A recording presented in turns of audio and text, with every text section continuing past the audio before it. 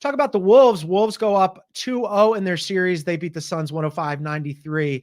Bill, Phoenix hasn't won a game two on the road since 1994. This is a stat Ernie Johnson brought up before the broadcast. And I was like, that's an automatic Phoenix W. That's the classic broadcaster reverse jinx. I was wish like, it were.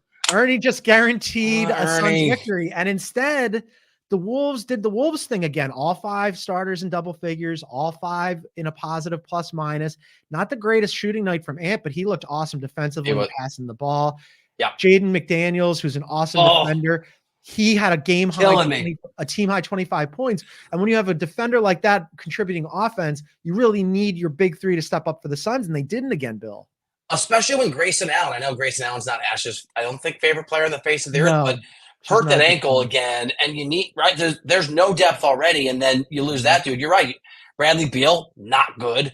Devin Booker this is harsh, but he's been garbage. Okay, like there it is. Like he's been bad. And you can turn those things around, but he's been awful. But can I just especially pick on Kevin Durant? Because I'm going to pick on Kevin Durant. And maybe this is unfair, but whatever. Maybe it's hot take. Yeah, I'm going to do it. Kevin Durant's the guy that told the Arizona Republic earlier this year, why can't I be in the GOAT conversation? Why don't people talk about me? He did. Okay. Well, the answer, right. The answer to the question is maybe because you haven't made it out of the second round since you left Golden State. Maybe because you are a world-class, maybe on paper in a vacuum, maybe the greatest scorer in NBA history. Certainly, I think a worthy conversation. And you are expected to be the guy that takes over some of these games. I mean, it was a 9 or 8. I think it was a 9-point game going to the fourth quarter, not insurmountable. And that is the moment when if you have a guy that thinks he should be in the GOAT conversation, who is a ridiculous scorer against a lockdown defense, that's the guy that's got to take over. And that dude, if he had gone 1 of 8 or 1 of 9 or 3 of 11, I probably would still come on and criticize him, and I think rightfully so. But much worse is just abdication. I'm going to take one shot. And I'm doing this retroactively, but his inability to just even get involved in the fourth quarter offensively made me think, are these guys even interested? They don't even look – Devin Booker looks miserable. Bradley Beal at times looks like he doesn't know how to play basketball. And Kevin Durant looks disinterested. And I don't know – I should ask some people in the organization. They look like a team that don't even like playing together. It is I cannot believe I bet money on these guys. It is a hot mess. I hate myself. Listen, I don't think the series is over. I do think it's interesting that after a regular season where the Suns handled the Wolves easily, that the Wolves get into the postseason, and the Wolves, without any playoff experience, look like an actual postseason team, or playing postseason basketball where they're challenging every possession. They're fighting as hard as they possibly can. That when you're talking about the Suns and like their effort and do they even want to be there, the opposite is true of the Wolves. The Wolves were like incredibly intense to the point where I wonder about them white knuckling it a little bit, but it's working for them right now. And the Suns, the first game, the Wolves ran them off the floor and dominated the boards. Suns were even better on the boards this time around. They actually were +2 on the boards. But when you mentioned Grayson Allen, I don't think people realize how important he is to that team because they're so thin. And the minute Grayson Allen goes out, now you're playing more Eric Gordon minutes, and now you have nobody on your bench. They were 30th in the NBA in bench points this season.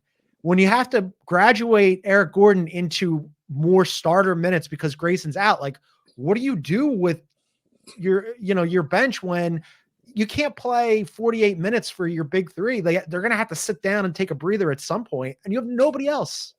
And another point that Avery Johnson made on HQ last night, and he's with us tomorrow. Or no, today, I don't know what day of the week it is. I don't even know it could be Saturday.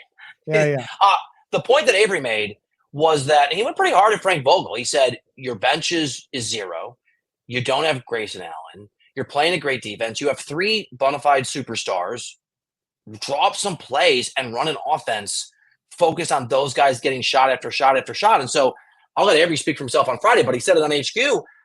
Frank Vogel, according to a former coach of the year, didn't exactly cover himself in glory either in meeting the challenge of you don't have a lot of options, but you do have some guys that are have some distinction in getting the ball in the bucket. I mean, drop some plays for those guys and make them go do it.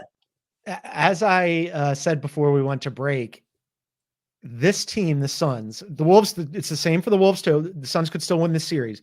Whichever team doesn't come out of this series and goes home early are going to have some massive, massive questions in the offseason. The difference, though, is that the Wolves have levers to pull, and I'm not sure what levers that the Suns can pull because Bradley Beal has a no trade clause.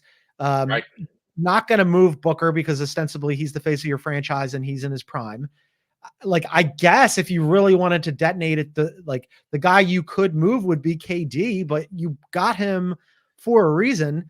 I don't know. Do you change the coach? Like, do you just decide like Frank Vogel's got to go? Cause that's one of the few things that you could alter. There's not a lot they can do here.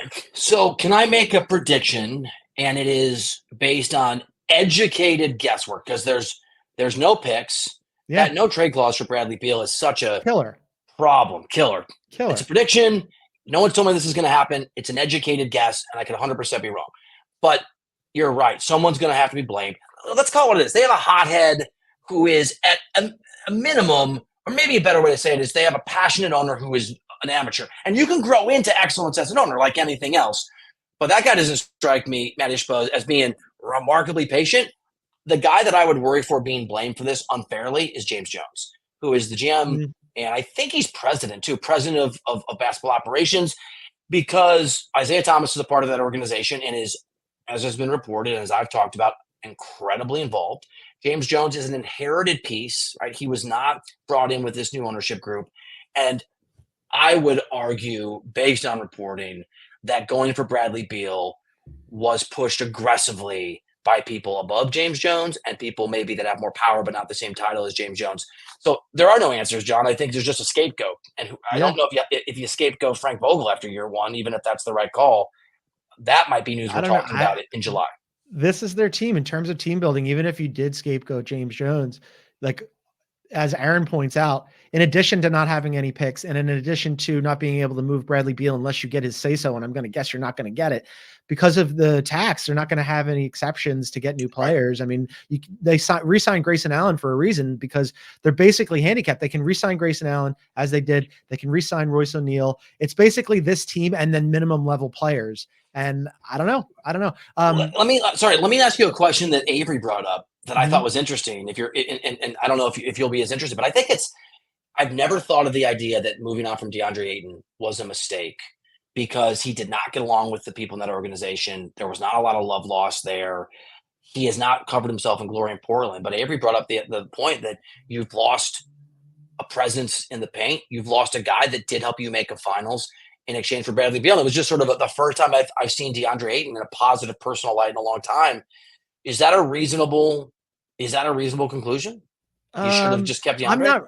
I'm not really an Ayton guy, and I think Nurk's been pretty good. Like Nurk actually last night was a big deal in terms of them being +2 on the boards. Like Nurk gave a full effort, and I also think Nurk's a little bit more versatile than Ayton. He's not as good a defender, and he's probably in a vacuum not as good. No, not probably. He isn't as good a rebounder, but he does rebound, and he's a much better passer. I think he's better for that offense, right? Like Ayton is get it to him on the block or when he's rim running, and he's going to rebound, and you're going to run. With Nurk, like you can run some offense with him, and he's going to make the right pass. I've always liked Nurk. This is how bad it's gotten in Phoenix. There are very smart people who are saying, well, maybe DeAndre Ayton wasn't so bad.